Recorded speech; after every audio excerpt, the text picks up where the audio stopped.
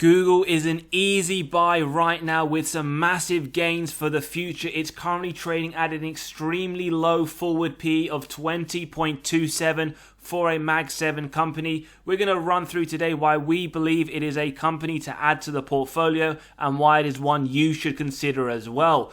We're also going to discuss what's been driving the price down over the last few weeks. We're going to take a look at some of the embarrassing AI pictures that Gemini has delivered.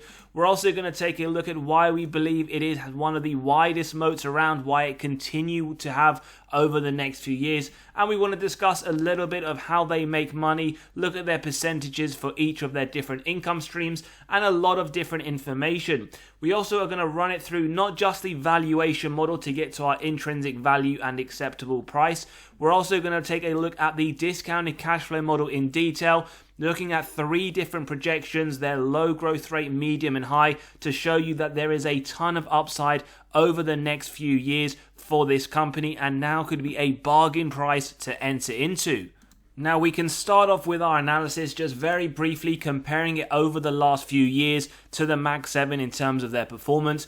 Google is up around 52%, so people do tend to forget that it already has a very strong performance over the last 12 months. Although when we compare it to some of their competitors and others in the Mag 7, they are lacking. They are, however, higher than when we compare it to Tesla, which is pretty much flat over the last 12 months, and doing a lot better than Apple, which is up 24%. On the contrary, though, when we do look at over the last 5 years, we do see Apple as the second to worst performing, up 139%. in comparison to Amazon, which is up 114%. Although it is important to remember that just because they are up only 140%, past performance isn't necessarily an indicator of future performance. Now, when we take a quick look at the company, their historical performance, they are still trading towards the upper end of the 52-week range. Their forward P is one of the cheapest around for a very strong tech company at around 20.27. And if this is a company you have been holding over the last 10 years, well, you would be up 351%, which is still fairly strong. Now, one thing to note about this company is right now they do not pay a dividend. However, we have seen the likes of a few companies in more recent weeks and months starting to pay dividends, notable tech companies such as Meta. So let's take a look at some of these articles now. So we can see that Google explains their Gemini's embarrassing AI pictures of diverse Nazis. Now, they did issue an apology to this, as we can see. They said this was embarrassing and wrong due to this Gemini AI tool. And we can see there are other images here that have caused quite some controversy. And these pictures essentially are from the generating prompts, or generate a picture of a US senator from the 1800s. As we can see here, this did cause a lot of controversy, as well as others that we mentioned here around racially diverse Nazis and US founding fathers. So there are, because of this and other points, lots of calls for the essential CEO, Sundar Pichai, to be fired or even resigned. And we can see here that one of the largest investors, Helios Capital, their founder Samir Arora, has said that he does hope that he will be fired or resign, mainly due to this AI platform fiasco. However, there are other issues that are underlining that he does not like, and this is shared by a lot within the market. The sentiment is that they do want this CEO to be fired or at least resigned by his own accord. Otherwise, this is a very big issue for a large number of investors and institutional investors who hold a lot of money in Google. Now, we can, speaking of institutional investors, just show you that it does currently sit around 35%, around 52 billion worth of outflow sales by these institutions over the last 12 months. Although we do note a lot more, around 58 billion, so around 6 billion more has been bought by these institutions over the same period, with the most notable buys coming in Q4, as we can see here, around 27 billion. So over the more recent period, Q3 and Q4 institutions are still buying more shares of Google than they are selling. So let's take a look at how Google really make money, their different income streams. So we can see from their latest quarter, their search generates over 57.1% of that top line, YouTube around 10.2%, We have the cloud and the network systems around the same level, and then there's a group here of others. So realistically, this search is the major part of their income, and what there are discussions or talks of where Google will lack in the future is that ChatGPT from Microsoft will replace the Google search function and take away a lot of their income stream. Now, part of this has also suppressed their share price alongside other issues that we have discussed.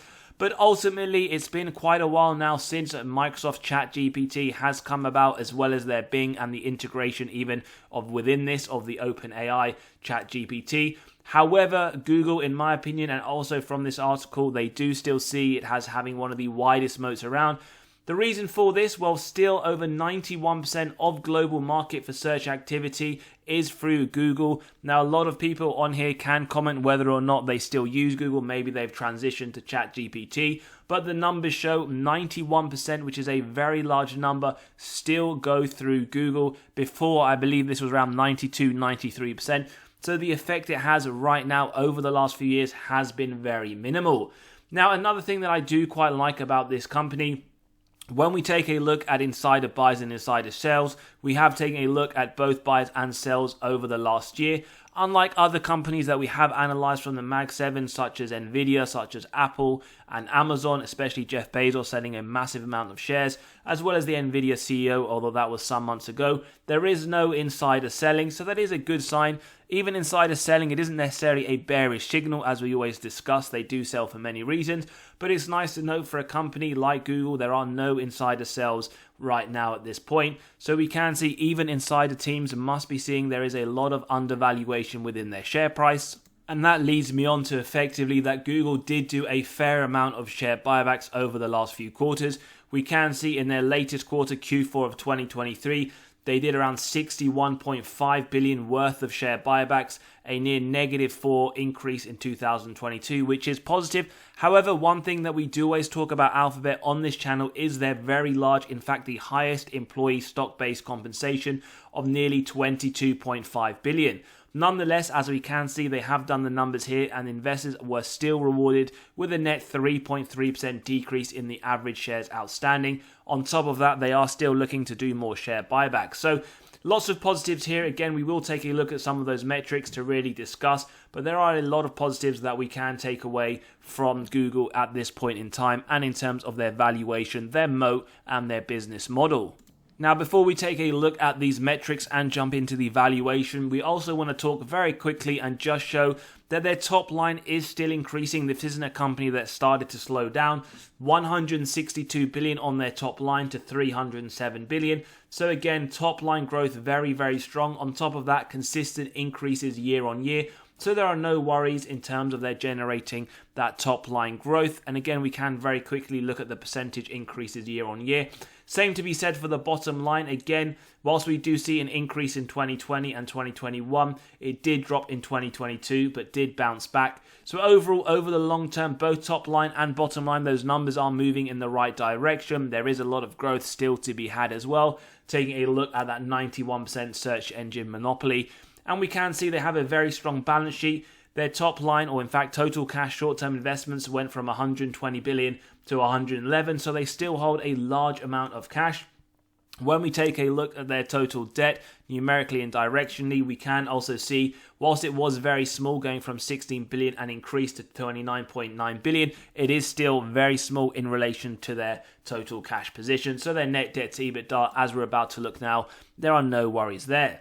Now, this is quite important when we will take a look at the free cash flow for those different levels of valuation, but it's gone from 89 cents in 2014 to 5.50 in 2023. They are expecting growth to 6.18 in 2024. So over the longer term, it is moving in that right direction. And this is essentially what you want to see for that free cash flow per share. Sales growth also nearly double digit every single year. Very positive. Even the more recent year, 9%, looking very solid. No real worries with their top line. And there's nothing here to give us any red flag indicators. Numerically speaking as well, we can see it's 66 billion to 307 billion. Nice consistent growth over the long term. And as we said, shares outstanding, they are doing share buybacks as well. This has reduced by 1 billion over the course of the last 10 years. So they are also returning excess cash to investors through that avenue. ROIC, now this is what I want to see as 10% or more, as that gives me faith management are able to effectively allocate their capital. The last few years in the high 20s, even before then, still looking very, very strong. And you can understand perhaps where they don't pay a dividend just yet, given their very high return on that invested capital. No issues with their margins. Operating side looking very, very strong, 29% in 2023. This is well above that minimum 16% we want to see. Free cash flow margin as well, pretty consistent, 23% in 2023. Again, very strong on the margin side. And finally, the net debt to EBITDA, earnings before interest, tax, depreciation, amortization. This shows us the number of years it would take them to pay off all of their debt net of cash on hand. Wouldn't even take them one day over the last 10 years. So looking very, very strong. Now, before we jump into the valuation, just to let you know, we have released our latest free weekly article. If you want to gain access to this or any other of the articles, all completely free, just click on that pinned comment below to sign up and you have the access. Now let's get into the valuation, and as always, if you do enjoy the content, value is being provided, smash that like button, hit that subscribe and bell button so you are continually notified of these videos as they drop. Now for today's episode, we're going to be using 2 of the 4 models. The first one, the multiples valuation model. We have companies in a similar sector and size. Those that we took a look at from the Mag 7 that we believe are relevant. We have their P multiples, the average P, multiplied by that of Google, the earnings per share, to get an intrinsic value of $192. So we have a sign of undervaluation. Just bear in mind we're not looking at any of these models in isolation. Then we move on to the second one, which is the one I wanted to discuss in today's episode the most. We have the free cash flow year on year looking very strong. On average over the last 10 years, increasing at 24%. Our estimates, we believe we've gone very conservative at 10%. We can see that is below the average and below what analysts are targeting. So with that discount rate, we get the present value of future free cash flows and terminal value. Add together with the cash, subtract total debt, arrive at the equity value, divide by shares outstanding to give an intrinsic value of $186. And we can see here another sign of undervaluation.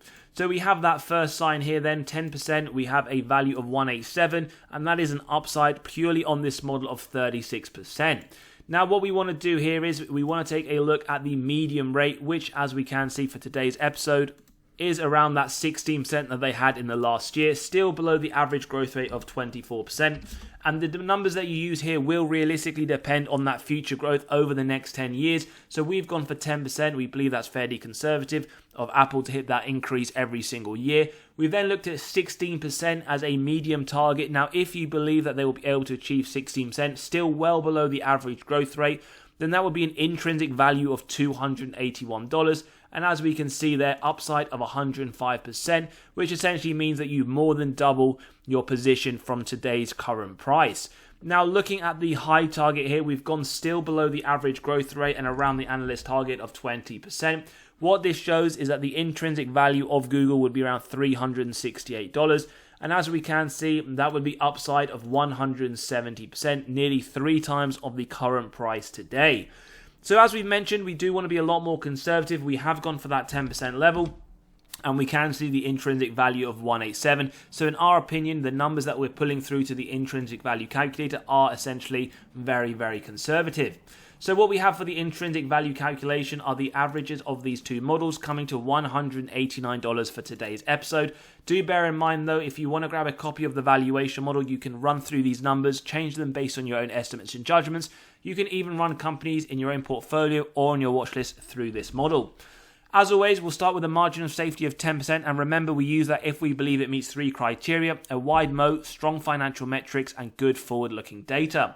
So if you believe that, it's above to $170, and we keep going till it's near the current trading price, and we can see for today's episode, it has got more than a 25% margin of safety, not quite there yet at 30%. So we see Alphabet having between 25 to 30% as a margin of safety. In terms of Wall Street and their expectations, well, even though they believe the forecasted price over the next 12 months is lower than our intrinsic value, they see double-digit upside, 20%, so they do see this as a strong buy now.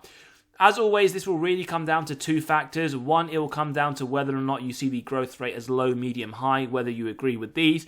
And then it'll also come down to the margin of safety level that you're looking to use for this company in particular. Now, as we mentioned, we do see this as going for a more conservative approach at 10% forward looking and using a 25% margin of safety for what is a company that looks to be very cheap even on a forward PE of around 20. This looks to be a strong buy, definitely one that I will be considering adding to my portfolio, even though I do hold this indirectly via ETFs. As always though, let me know your thoughts. Is this one you're adding to? Maybe you're waiting for a lower price, or maybe it's not one that you're willing to touch for any reason. As always, have a great day. If you enjoyed today's episode, smash that like button, hit that subscribe and bell button, and as always, we'll see you on the next one.